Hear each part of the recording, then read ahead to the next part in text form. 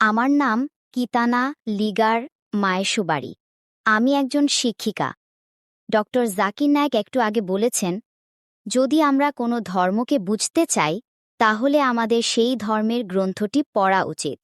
আমি আপনার অনেক ভিডিও দেখেছি এবং বাইবেলও পড়ার সুযোগ পেয়েছি। সেখানে আমি প্রেরিতদের অ্যাক্টস অব দ্য অ্যাপসলস বইয়ের 11 অধ্যায়ের 25 থেকে 26 নম্বর আয়াতে পেয়েছি। আমার প্রশ্ন হলো, আমরা কিভাবে জানতে পারি যে খ্রিস্ট ধর্ম আল্লাহর ধর্ম, অথচ উক্ত আয়াতে উল্লেখ করা হয়েছে যে খ্রিস্ট ধর্ম পৌল থেকে এসেছে, পৌলের শিষ্যদের থেকে এসেছে? তাহলে বাইবেলের মধ্যে কোনটি ঐশ্বরিক বাণী এবং কোনটি মানুষের লেখা বাণী তা আমরা কিভাবে পার্থক্য করব? ধন্যবাদ। বোন একটি খুব ভালো প্রশ্ন করেছেন। তিনি একজন শিক্ষিকা এবং তিনি জিজ্ঞাসা করছেন যে আমরা জানি বাইবেলে কিছু কথা ঈশ্বরের আর কিছু কথা মানুষের, যেমন পৌলে। তাহলে আমরা কিভাবে বুঝব যে বাইবেলের কোন অংশ ঈশ্বরের পক্ষ থেকে এবং কোন অংশ মানুষের লেখা? এটা একটি খুব ভালো প্রশ্ন।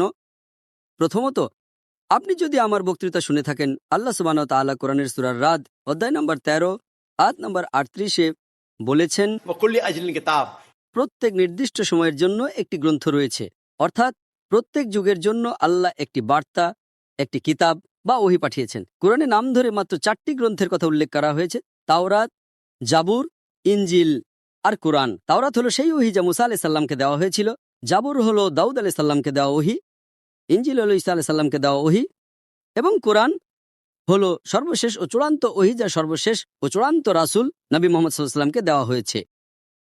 এখন সর্বশেষ ও চূড়ান্ত ওহী অর্থাৎ মহিমান্বিত কোরআনের আগে যত ওহী এসেছে তা শুধুমাত্র একটা নির্দিষ্ট দল মানুষের জন্য এবং একটা নির্দিষ্ট সময়ের জন্য ছিল।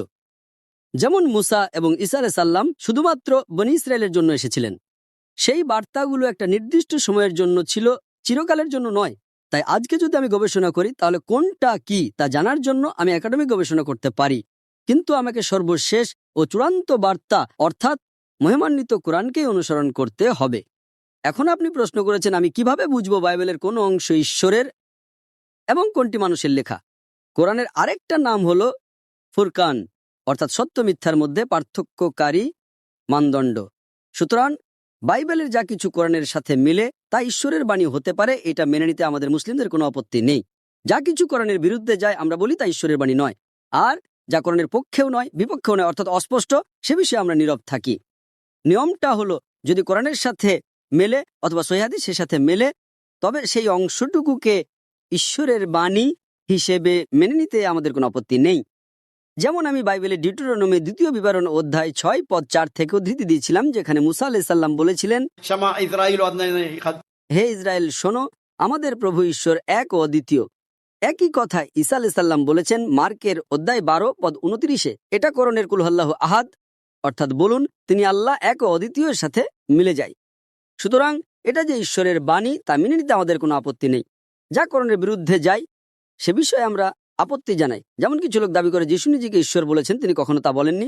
তারা কিছু আয়াত তুলে ধরে চেষ্টা করে, কিন্তু তা হতে পারে না, কারণ এটা কোরআনের আয়াতের বিরুদ্ধে যায়। যা কোরআনের বিরুদ্ধেও যায় না আবার পক্ষেও যায় না অর্থাৎ অস্পষ্ট, সে বিষয়ে আমরা নীরব থাকি। তবে আপনি যদি একাডেমিক উদ্দেশ্যে গবেষণা করেন তাহলে এটা ভালো, কিন্তু যদি আপনি হেদায়েত বা পথ নির্দেশনার জন্য করেন তবে আপনাকে কোরআনই অনুসরণ করতে হবে। এমনকি যদি জানতে পারেন যে পূর্ববর্তী কিতাবের কোনো একটা আয়াত ঈশ্বরের বাণী ছিল, তারপরও আপনাকে তা অনুসরণ করতে হবে না, কারণ তা নির্দিষ্ট সময় নির্দিষ্ট মানুষের জন্য ছিল। আপনি যদি জানতেও পারেন যে বাইবেলের এই অংশ ঈশ্বরের আর ওই অংশ না, তাতেও দাওয়াতের উদ্দেশ্যে হ্যাঁ এটা ভালো, খ্রিস্টানদের দাওয়াত দেওয়ার জন্য এটা জানা ভালো, কিন্তু আমাদের নিজেদের হেদায়েতের জন্য কোরআনই যথেষ্ট। আশা করি উত্তরটা পেয়েছেন।